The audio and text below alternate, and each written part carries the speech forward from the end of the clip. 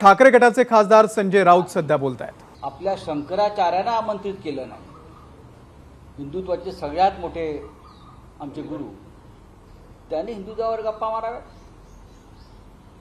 काल राहुल गांधींचं भाषण हे देशाला दिशादर्शक आणि मार्गदर्शक होतं।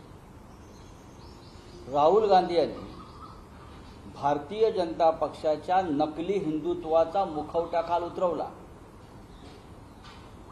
राहुल गांधींनी काय काल चुकीचं सांगितलं। माननीय उद्धव ठाकरे जे शिवसेनेचे पक्षप्रमुख त्यांच्याविषयी भारतीय जनता पक्ष नेहमी आरोप करतं की आम्ही हिंदुत्व सोडलं, उद्धवजींनी हिंदुत्व सोडलं, आम्ही सगळ्यांनी हिंदुत्व सोडलं। तेव्हा उद्धवजी उत्तर देतात तेच राहुल गांधींनी दिलं। उद्धवजी सांगतात आम्ही भारतीय जनता पक्षाला सोडलं, हिंदुत्व सोडलं नाही। भारतीय जनता पक्ष म्हणजे हिंदुत्व नाही।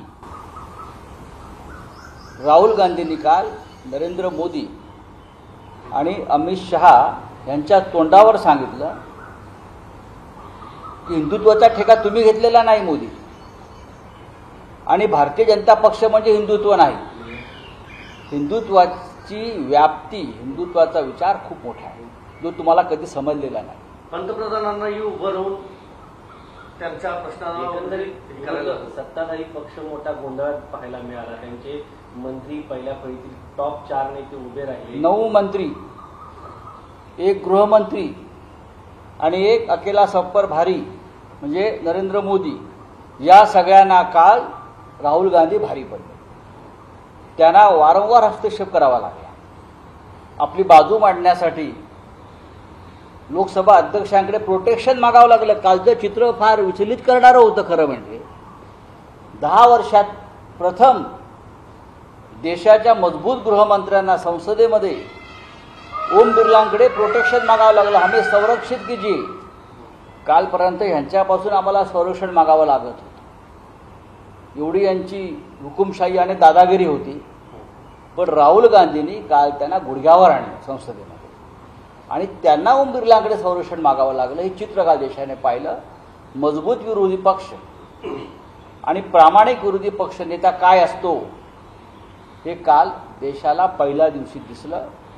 ही सुरुवात आहे, ही सुरुवात आहे। आम्ही असं एवढंच म्हणू, आगे आगे देखो होता है। त्याचे परिणाम विधिमंडळाच्या अधिवेशनातही दिसले सर। महाराष्ट्राच्या अगदी शिवीगाळ करण्यात आली नेत्यांकडून। बघा, शिवीगाळ कोणी केली? ही भारतीय जनता पक्षाची त्यांनी नवीन सुरू केलेली संस्कृती, यापूर्वी होत नव्हतं।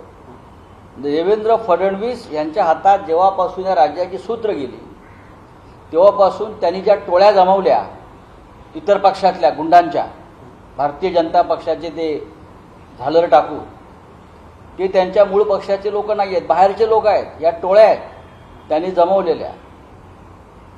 त्या टोळ्यांना त्याच पद्धतीनं उत्तर दिलं पाहिजे। अंबादास दानवे हे विरोधी पक्षनेते जरूर आहेत।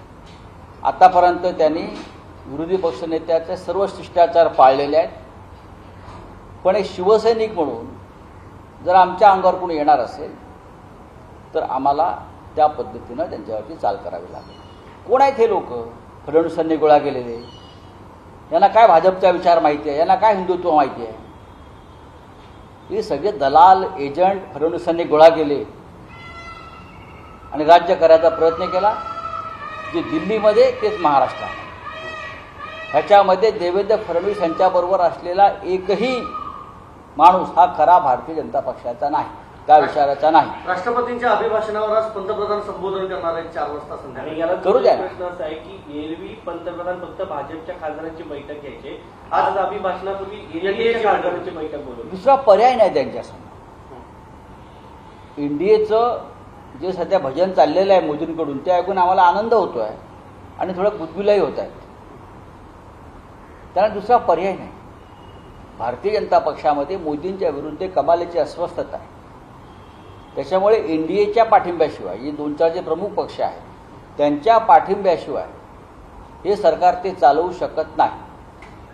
सामनातून आज न्यायव्यवस्थेवर ताशेरे ओढले। एरवी न्यायव्यवस्था लोकांवरती ताशेरे ओढते, मात्र तुम्ही आज न्यायव्यवस्थेवरतीच भाष्य केलेलं आहे। नाही, न्यायव्यवस्थेमध्ये ज्या काही बऱ्या वाईट गोष्टी घडत असतात त्याच्यावर सामना नेहमीच आपली भूमिका मांडत असतो। आज जो एका न्यायमूर्तींची विशेष न्यायालय त्यांच्यासमोर आमदार खासदार मंत्र्यांचे खटले चालतात आणि त्यांच्यासमोर छगन भुजबळ, अजित पवार, एकनाथ खडसे यांच्यासह अनेकांचे खटले सुरू आहेत आणि ते अंतिम टप्प्यात आलेले असताना या सगळ्यांनी भारतीय जनता पक्षात प्रवेश केल्यामुळे त्या न्यायालयाची अडचण झाली आणि ती अडचण दूर करण्यासाठी ही बदली झाली का, हाच आमचा प्रश्न आहे. सत्ताधाऱ्यांच्या साखर कारखान्यावर मेहरबान आहे केंद्र सरकारचं. 13 सहकार कारखान्यांना महाराष्ट्रातल्या एनसीडीसी मार्फत 1898 कोटी रुपयांचं कर्ज देण्यात त्याला लूट म्हणतात, त्याला लूट म्हणतात. तुम्ही आमच्याकडे या, आम्ही तुम्हाला पैसे देऊ. त्याला करप्शन म्हणतात, त्याला भ्रष्टाचार म्हणतात, त्याला लाच म्हणतात. चला, थैंक यू. आपका कुछ हिंदी में है तो मुझे बताइए. सर ये वो राहुल गांधी बोलिए. माइक पे करिए हाँ बोलिए.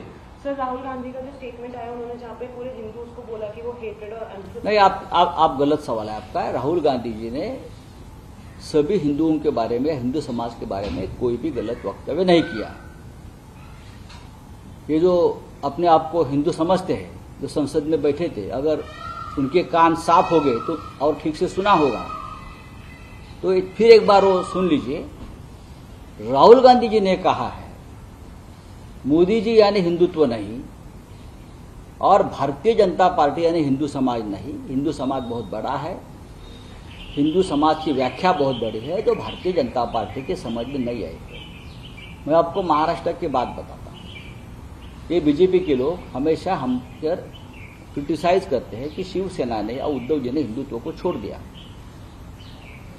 तो उद्धव जी उनको ये जवाब देते हैं कि हमने भारतीय जनता पार्टी को छोड़ा है, हिंदुत्व को नहीं छोड़ा है.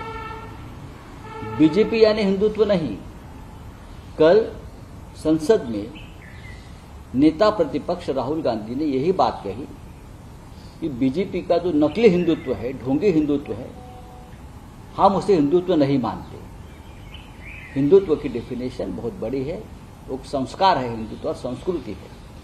नफरत फैलाना हिंदुत्व के किसी धर्म ग्रंथ में नहीं लिखा है, जो बीजेपी 10 साल से इस देश में कर रही है. सर बंगाल के चोपड़ा से जो वीडियो वायरल हुआ है उस पर कुछ कहेंगे कि टीएमसी को कहा जा रहा है कि वो तालिबान की सरकार है. ठीक है, उसके लिए जवाब देने के लिए हमारे टीएमसी के साथी बहुत मजबूत है, वो दे देंगे जवाब. सर बस आखिरी सवाल, जो शिवसेना के लीडर्स है जो अंबादास दानवे जी से जो बीजेपी रेजिग्नेशन की डिमांड कर रही है उनकी भाषा को लेकर, उस पर क्या कहेंगे? ठीक है, भाषा का इस्तेमाल दोनों तरफ से हुआ है, ताली एक हाथ से नहीं बसती. अंबादास दानवे बहुत पुराने अनुभवी नेता है हमारे, और जिस तरह की भाषा का इस्तेमाल सामने से आया है उसका प्रतिवाद उसने किया है. Thank you. तर काल झालेल्या लोकसभेतल्या गोंधळावरून आज संजय राऊत यांनी भाष्य केलेलं आहे. एबीपी माझा, उघडा डोळे बघा नीट.